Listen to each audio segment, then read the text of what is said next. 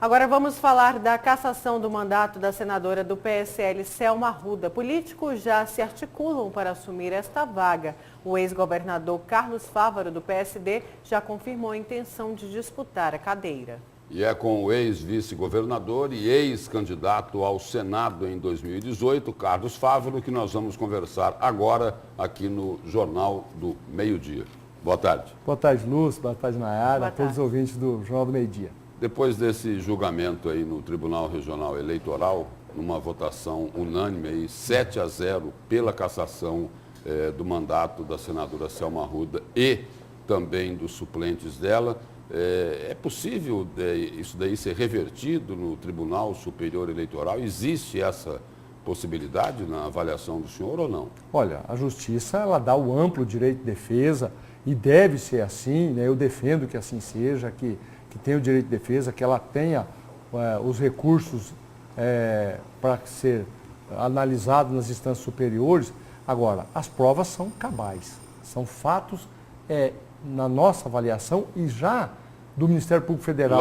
Lá no processo. No processo. O senhor falou de provas cabais. Lá ficou claro, provado que teve o abuso do poder econômico e a prática do Caixa 2. Por isso deu 7-0. O Ministério Público Federal defendeu a cassação, relevou a importância das provas e os desembargadores cassaram por 7-0. O senhor também, ao pedir, né, vamos esclarecer isso, a senadora foi muito bem votada, a mais votada do estado de Mato Grosso, uma popularidade em alta, até mesmo se aproveitando aí da boa figura do presidente da República, e o senhor já foi aí taxado como puxador de tapete. Eu quero na caneta essa vaga de Selma Arruda, porque entrou também com a representação e com um grande advogado, que é o ex-ministro de Justiça, né, José Eduardo Cardoso. Como que o senhor responde a essas críticas? Olha, eu com tristeza. Primeiro que uma história construída pela ex-juíza de combate à corrupção não deveria ter tocado a entrada da vida pública dela numa primeira eleição de uma forma errônea, fraudulenta. É com tristeza que eu falo isso. É com tristeza que eu vejo os eleitores que confiaram tanto nela e deram essa expressiva votação, que eu reconheço e todos nós reconhecemos, que se sentiram, na minha avaliação, traídos. As pessoas de bem se sentem traídos.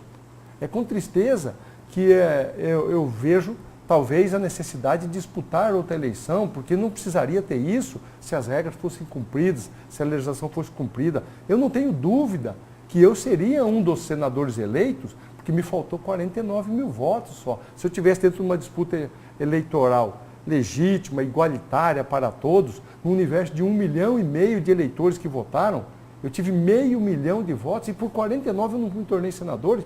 E agora provado pela Justiça que a eleição foi fraudulenta. Eu fico triste com isso.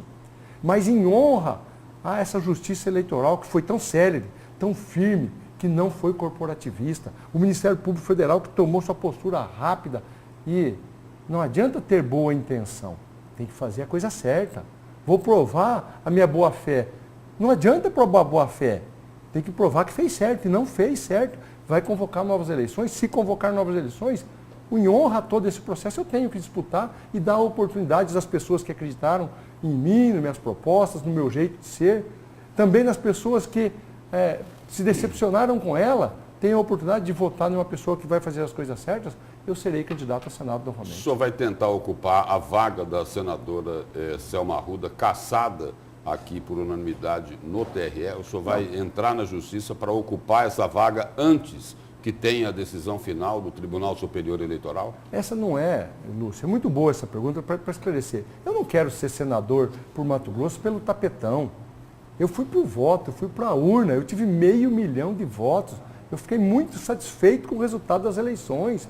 Mostrei que tenho capilaridade política, que eu consigo ter ideias que a população também quer e levar isso para a prática, para a vida pública. Agora, existe uma questão constitucional. Mato Grosso não pode ficar com 2 senadores em detrimento dos outros estados terem 3. É constitucional, porque na República, num modelo federativo, a Câmara Federal representa o povo na sua proporcionalidade. Quem tem mais eleitor tem mais deputado. Como o Mato Grosso é um estado que tem menos eleitores que São Paulo, aqui tem 8 deputados federais, São Paulo tem mais 70. Mas para garantir a isonomia entre os estados, é o Senado que faz isso. 3 para cada estado. Imagine só, por um erro de uma senadora cassada, Mato Grosso ficar só com 2, defendendo os interesses. Por exemplo, trazendo uma emenda parlamentar para a saúde, é só um a menos que traz recurso para o Mato Grosso. Não pode e é constitucional. Mas é a justiça que vai decidir isso. O senhor chegou a falar na coletiva que outras situações não foram e nem serão reparadas, se referindo a todos os gastos com campanha. O senhor fez isso a título de cobrança, cobrando o TRE? Não, ao contrário. Eu fiz um elogio ao TRE pela celeridade, pela postura do Ministério Público, dos desembargadores. Veja, né, a doutora Marilze, ela assumiu o processo substituindo a presidência e tocou com maestria, com rigor, com determinação, com respeito e conduziu o processo, né, o dia do julgamento. O doutor Jackson, um membro do TRE, que não se acovardou numa tentativa de gincane de impedir o voto do honrado do desembargador Sakamoto. O próprio desembargador Sakamoto fez um voto tão bem detalhado e fundamentado que foi 7-0. O que eu disse nisso é em honra a eles, é que eles repararam o mal feito da eleição de 2018, mas não na totalidade, porque é impossível. Porque e o gasto que foi feito para fazer a eleição? Esse não volta mais. O meu, dos outros 9 candidatos que investiram dinheiro público até de fundo eleitoral, ter que fazer novas eleições e gastos para o TRE ter que convocar, levar uma urna em Confresa, em Colniza, numa aldeia indígena, mobilizar tudo isso, custa 20 milhões de reais. E está faltando dinheiro para a saúde, a Santa Casa está fechada. Isso não vai ser reparado, infelizmente. Entendeu? É esse questionamento que o Brasil precisa pensar. Os políticos, as pessoas têm que ter responsabilidade no que faz, porque está atrapalhando a vida do cidadão, está morrendo gente nessa situação e ter que convocar novas eleições. Foi nesse sentido que eu fiz esse questionamento. Depois... A cobrança era para ela. É para isso, para dizer que olha o que ela causou à população mato-grossense. Depois dessa decisão do TRE, cassando o mandato da senadora Selma Arruda, já começa a se falar aí, né, em prováveis nomes que vão disputar uma possível eleição, no caso do TSE, confirmar o resultado do Tribunal Regional Eleitoral aqui de Mato Grosso. 2 nomes que já foram colocados, um é de Carlos Favaro, o senhor já admitiu isso aqui, e um outro é do ex-deputado Adilton Sacchetti. Adilton, compadre de Blário Maggi. Carlos Favaro, amigão de Iraí Maggi. E aí, Blário e Iraí vão conseguir se entender para ter um candidato único pelo agro? Eu tenho vários amigos, respeito, gosto de todos os amigos, mas não quero ser senador para o Mato Grosso de segmentos da sociedade.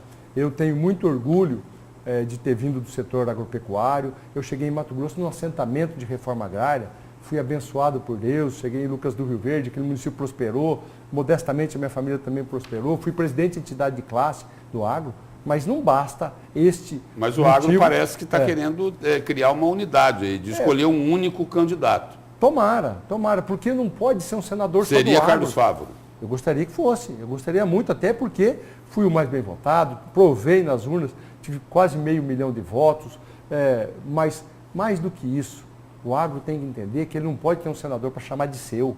O Mato Grosso tem que ter um senador para todos os mato-grossenses. Eu quero defender os recursos para a saúde, eu quero defender uma legislação mais séria. Mas se o agro, por exemplo, ajudar a bancar, a financiar a candidatura, essa pessoa, se for eleita, vai ter uma obrigação com o agro.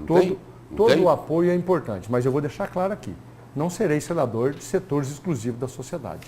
Não fui na proposta do ano passado e se for candidato de novo, serei um senador com pautas de todo o Mato Grosso. E esse discurso é um discurso muito próximo de um senador que foi eleito no ano passado.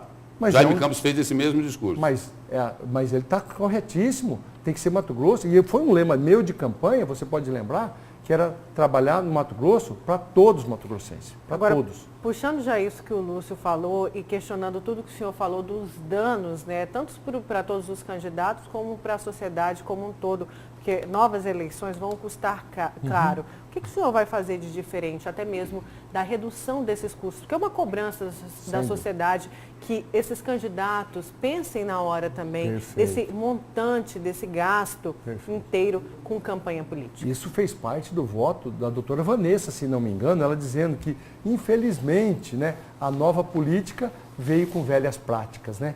E aí está aí o motivo da cassação.